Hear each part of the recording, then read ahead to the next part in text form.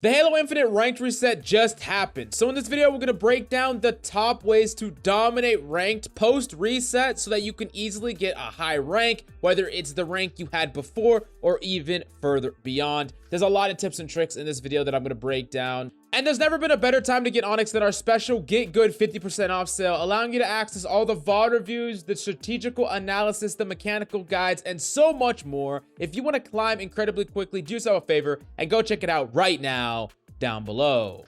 Now, the first thing that you need to do, and I don't see this enough, this is warming up before your placements. A lot of people just want to jump right in and they think the placements don't matter. However, after this ranked reset, how well you do in your placements can dramatically move you all the way up to a potential placement at the peak, which is in Diamond 5. Basically, one really solid win in your placements could be worth many wins of grinding outside of your placements. And if you throw your placements or do really poorly, you could end up quite a bit lower than the rank you would have gotten otherwise. This means that you should be making sure that you are playing at your peak before you're jumping into your placements. Make sure your aim is good. Make sure you warm up. I would honestly suggest going up against the bots for a little while and playing a game mode like free-for-all or SWAT to feel really comfortable and confident and start getting the blood pumping before you jump into any of your games at all. You're going to play a lot better that way.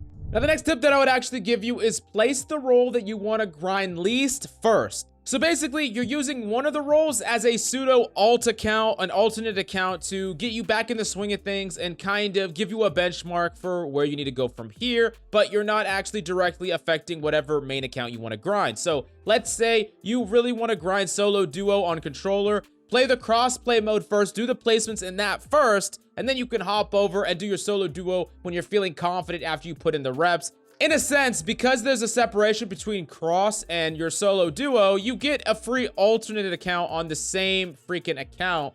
And many people prioritize one or the other, but for these placement matches, especially while things are a little bit rocky to say the least, because people are being moved around quite a bit, I would suggest doing your placements on the big role, either solo duo or cross, whichever one you care about less than the other. Now, the next big tip that I'm going to give you to dominate the ranked reset is honestly duo queuing. Now, some people might say, okay, what about stacking? Well, stacking can be okay. It's a completely different type of game, a completely different style. There's a lot more communication, there's a lot more coordination needed, and typically if you want success in a 4-stack up against other 4-stacks, you need a lot of practice with that stack to really get good and just to start dominating your games as a unit. But in duo queue, things are a lot easier, right? You have someone that you can directly talk to and y'all can give calls to each other. Y'all can push together, y'all can play together, and due to the fact that you typically want to split up somewhat in your games, you don't just want to be like 4-man stacking around the map. Duoing is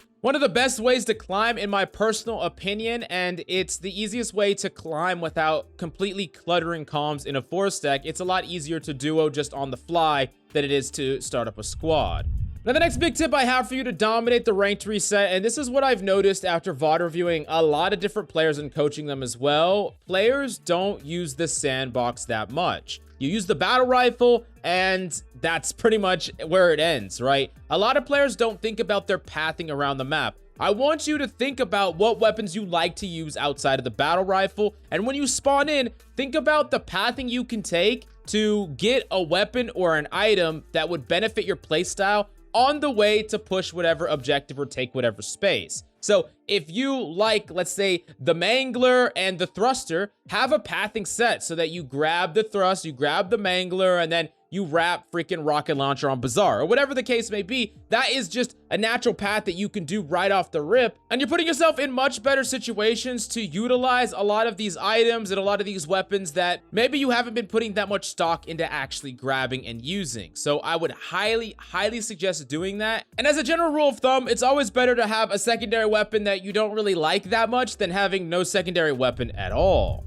Now, the next thing that we need to talk about is incredibly important for you to understand. You will probably get placed an entire tier or more lower than you ended before the reset. And a lot of you are going to freak out and say, what the hell? I was in Onyx, I'm no longer in Onyx. Or you might, have just gotten to Diamond before and now it put you in freaking gold and you're freaking out. But remember, you are not a worse player than you were right before the reset. That's the first thing you need to understand. Be confident in your own abilities. The second thing is, in the beginning of a ranked reset, this happens in every single game, no matter what game it is, things are a little bit crazy. Sometimes people get placed quite a bit off from where they belong, and it's gonna take a while for people to, you know, get where they deserve. So sometimes you're gonna be in a low ranked game and you might get a really cracked player in your game that maybe should be quite a bit higher up, but it doesn't matter. That's just kind of the growing pains with the ranked reset.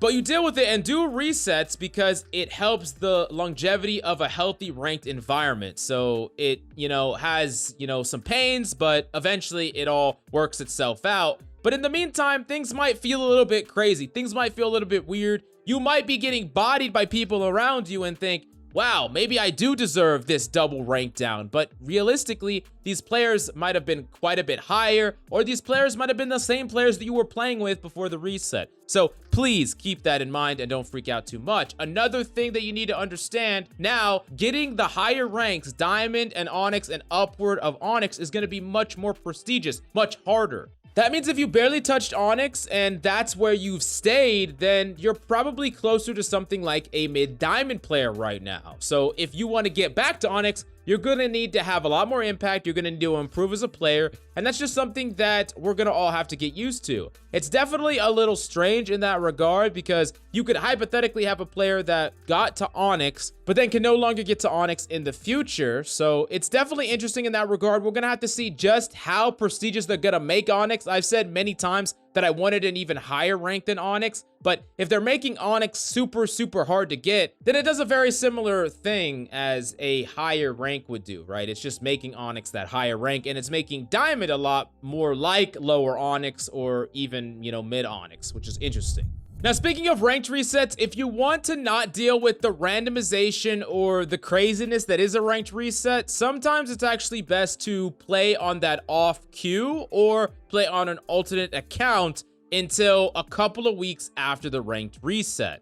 Typically, it's about a week, but you need to give people time to get placed appropriately, and that typically leads to a more consistent environment. However, in reality, you should just be grinding the game. It doesn't really matter if you get placed lower right off the bat, because if you're putting in the time and effort, you're going to be improving very quickly, and it's going to be something of a slog to grind back up. If you were like near an Onyx player and then all of a sudden you're maybe like top of plat or something like that, that could actually happen. So you might actually have to grind quite a bit to get back, which if you're just taking time off because you want a little bit more consistency in your games, I'm not entirely sure if that's just going to be a waste of time. It's really up to you and how easily you get tilted by, you know, RNG in your games. But the GameLeap website right now is the best way to climb to Onyx and above, with high quality in-depth guides, VOD reviews, pro breakdowns, and so much more. If you really want to dominate the ranked ladder, do yourself a favor and go check it out right now down below.